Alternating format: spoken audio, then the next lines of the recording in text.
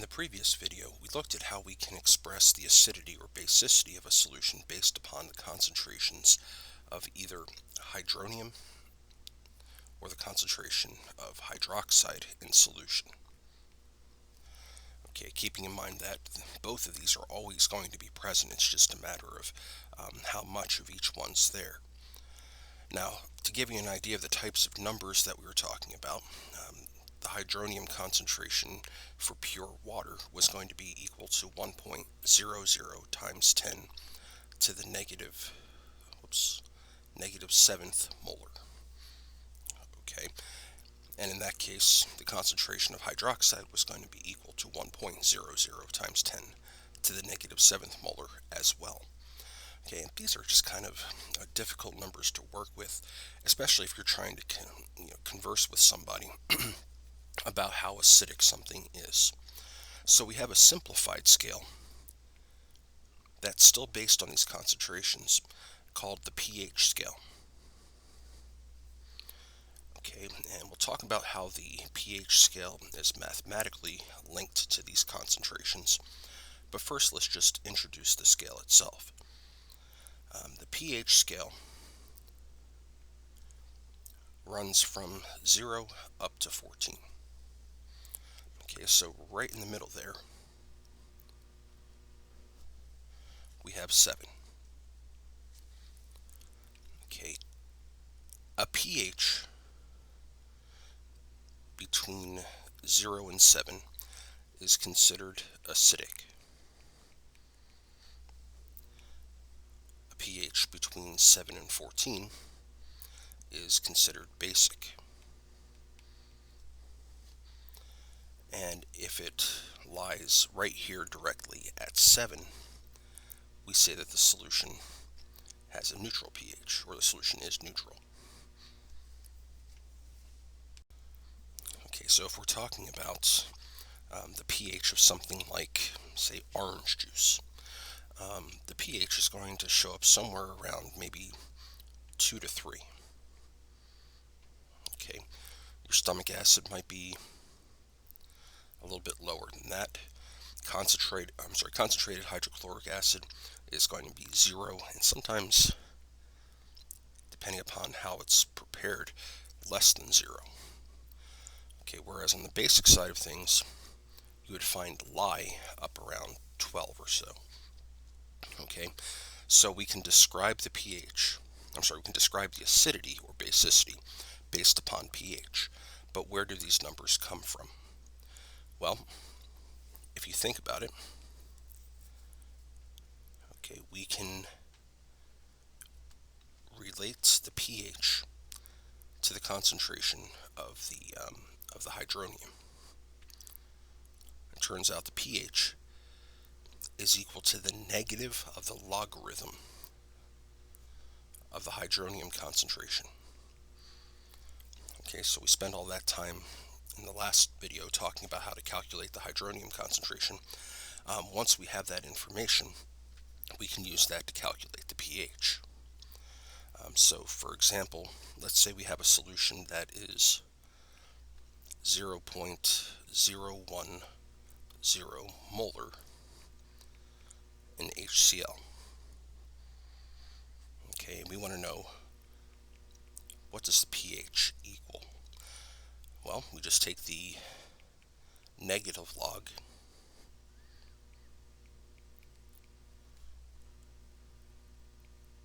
of 0.010, remembering that the hydronium concentration is going to equal the concentration of a strong acid.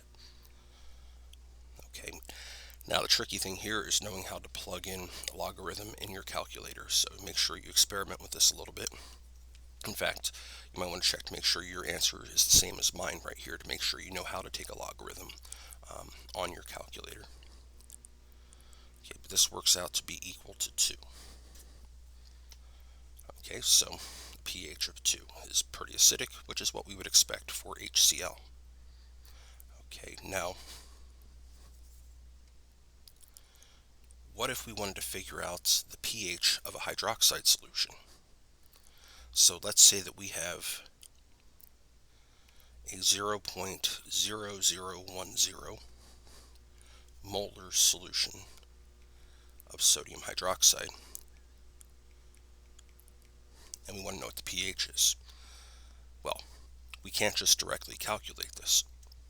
First, what we need to do is to convert the concentration of hydroxide to the concentration of hydronium. Okay, so we know that we have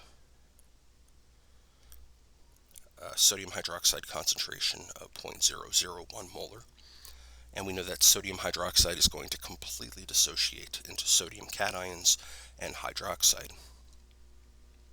So therefore, the hydroxide concentration is also 0.0010 molar. Now, if we think back to our calculations in the last video, we know that the concentration of hydronium is going to be equal to Kw divided by the concentration of hydroxide. So that's equal to 1.00 times 10 to the negative 14th. Okay, and the hydroxide concentration we said is 0.0010. That's molar. And what we wind up with here is 1.00 times 10 to the negative 11th. And that's going to be molar. So there's our hydronium concentration. And then the pH is going to be equal to the negative log of the hydronium concentration.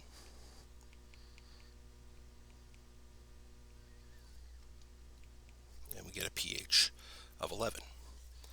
Okay, which makes sense because that's in the basic range of the pH scale, and we have a basic solution, sodium hydroxide. Now we can also go in the other direction. Okay, in other words, let's say we're given the pH and we were trying to figure out the concentration of hydronium. Well, all we got to do here is employ some logarithm rules, which I know many of you have not seen in a math class yet. So you're just going to have to kind of take my word for it. But the concentration of hydronium is going to be equal to 10 raised to the power of the negative pH. Okay, so let's say that we have a solution of HCl.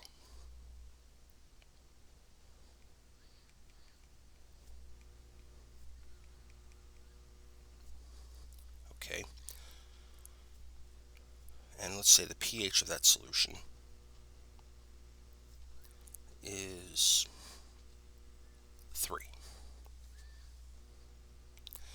And we want to know what is the concentration of the HCl solution. Well, we have the pH, so we can calculate the hydronium concentration.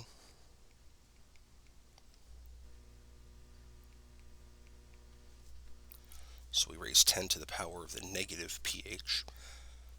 So that's 10 to the negative third, which is going to be equal to 0.0010.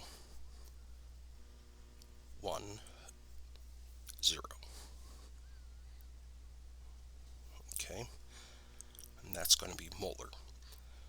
And we know that the concentration of the hydronium, in the case of a strong acid, is going to be the same as the acid concentration itself.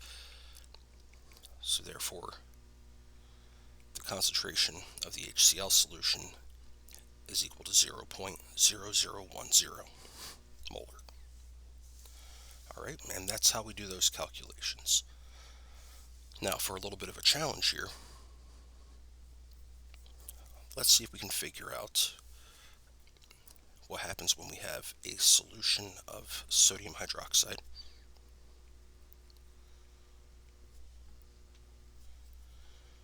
with a pH equal to 10.0. And we want to know what is the concentration of the sodium hydroxide solution.